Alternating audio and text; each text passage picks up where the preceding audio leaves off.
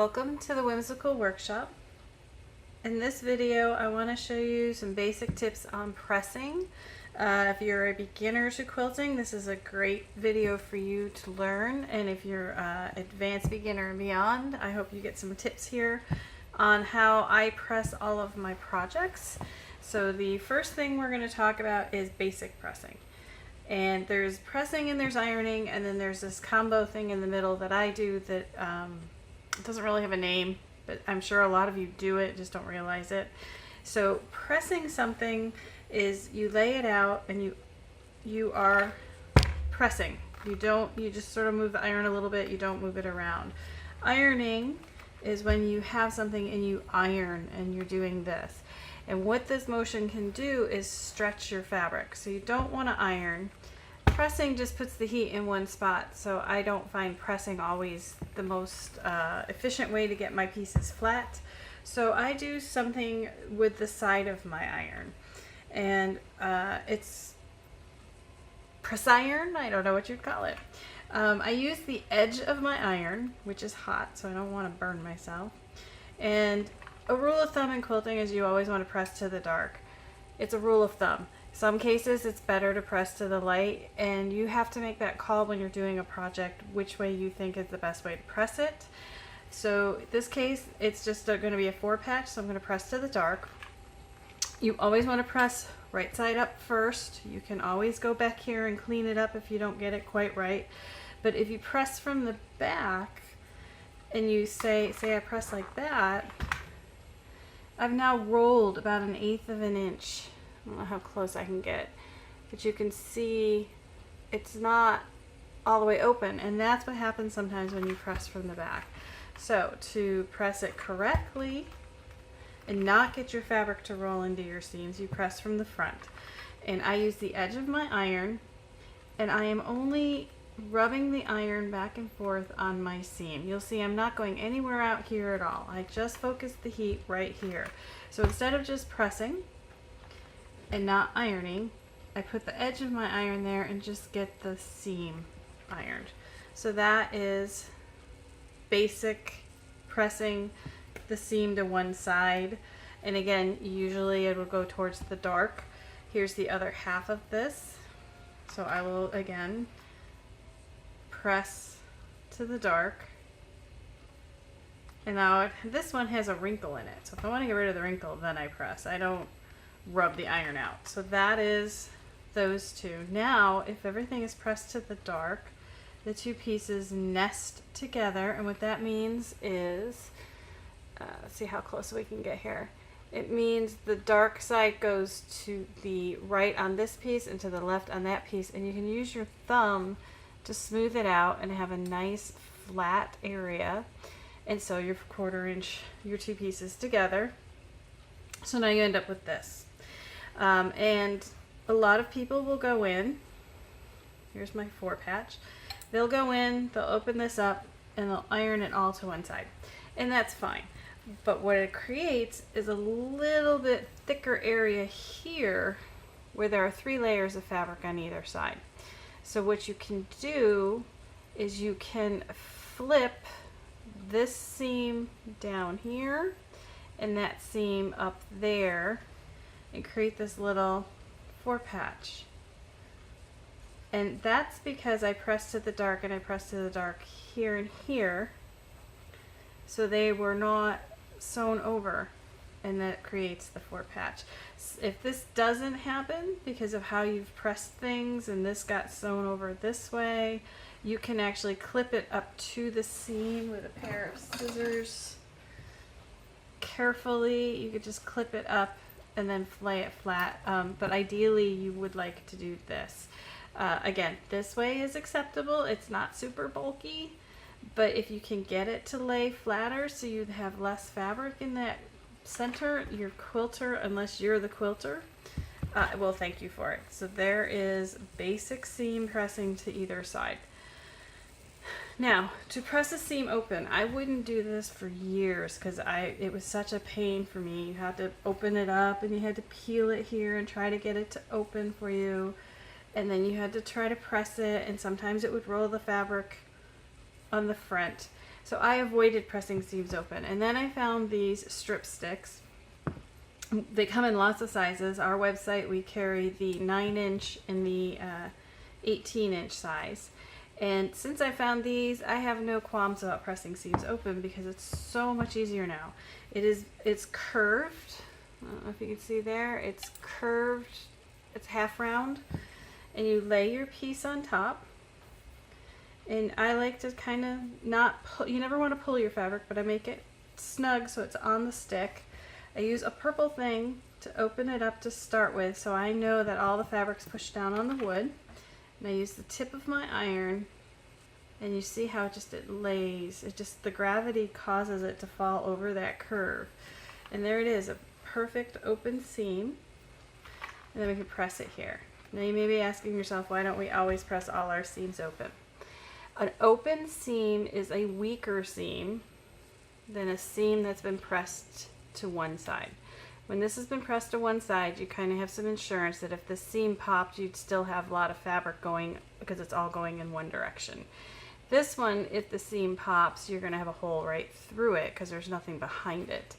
That being said, threads are so much stronger than they used to be, and we machine sew these versus hand sewing.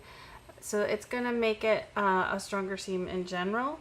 But I have started pressing more and more seams open because I love the flat feel of it. I don't like having the bulk to one side. For strip spacing, I would still press to one side. For this kind of thing, I press to one side. But here's some bias triangles. These can be pressed either way. They can be pressed to one side. And when you're dealing with bias, I want to talk about that in a second. Let me finish this. You can press this to one side, but you're going to have bulk at each point. Or you can press this open to avoid the bulk. And that's going to be really up to you. A lot of times I'll do a test block first and notice that I've got some bulky spots in the block, and that's when I'm like, okay, I'm going to press these seams open. I'll press these to the one side. You do not have to do the entire project one way or the other. You would do the same thing in every block to be consistent, but you can have in one block some seams pressed open and some seams just pressed to one side. I have not had the quilting police come and get me for doing that, and I do it a lot because to me it's a technique and it's a tool that, you know, is there for me to use when I need it, and not a rule that I have to follow that they all have to be done a certain way. So that being said, let's talk about bias. These are two bias triangles sewn together. Bias is this, there are two ways to stretch fabric. Straight grain has a little stretch, and straight grain has a little stretch, and bias has some stretch. When you cut triangles, you have now created a bias on all three edges, and that's very, very stretchy. And it can get distorted very quickly and easily through handling it, through pressing it, through cutting it. It can stretch just by ironing it.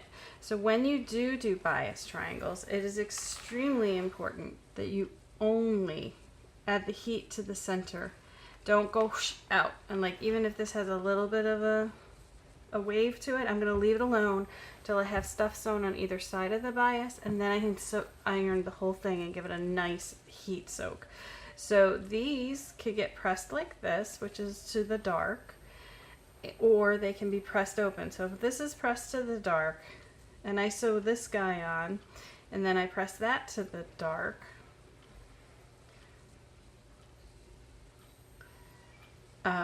you're going to end up with 5 layers of fabric right here. Okay, that's going to be really, really bulky. So for triangles like these, I tend to press these open versus to one side or the other. And again, it's also nice because when you're doing a bias triangle, the bias is away from the heat, the edges. You're just ironing on this stick. So that makes pressing seams open for bias triangles a lot easier than pressing seams to one side or the other. I like to do this with pinwheel blocks, anything with triangles. I like to press the seams open. So there are those. And then I'm going to go sew this together, and I used my great Creative Grids 2 Peaks in 1 ruler, which gives me a flat edge on all 3 corners. So I can just align these. That's for another video on another day. But so let me go sew this and then I'll show you how it'll press.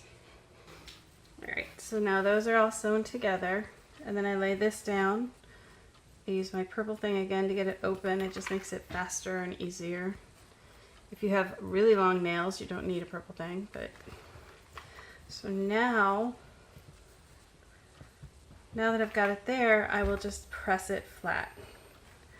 And now these seams each have three layers of fabric. It's the thickest I have at any one of these points, which means when I go to sew these into a seam, they're going to be nice and accurate and I won't hit a bump. So that is pressing bias, pressing open, pressing to one side, and how to do intersections. So here's going to be a square and a square block. I'll show you what it looks like here. A square and a square block. I've already done the first side and pressed to the dark, or pressed out. In this case, I'm pressing out. I don't press to the dark. Anytime you have fabric, you'll see I just press the edge of my iron into the seam. And so anytime you have basically an inset piece, you want to press all your seams in the same direction. So I wouldn't want to press these like this and those like that. You want to create this shadow boxy effect. So whether you want the square to recess, you would press out. If you want the square to pop out, you'd press in, but you are going to create some bulk at these 4 points if you press them all in. So again, to do a square and a square, this is the start of a square. Take the edge of my iron and I just push it into the seam and push the fabric out. If you do this, you won't end up with rolled fabric in your seam. And sometimes it just will not lay where you want it to, so you really just leave the iron there. Or you can add some best press or starch or water, but I don't tend to do that until the whole block is done because I don't want to distort things. So that's pressing the square, a square and a square. Again, just the edge of your iron.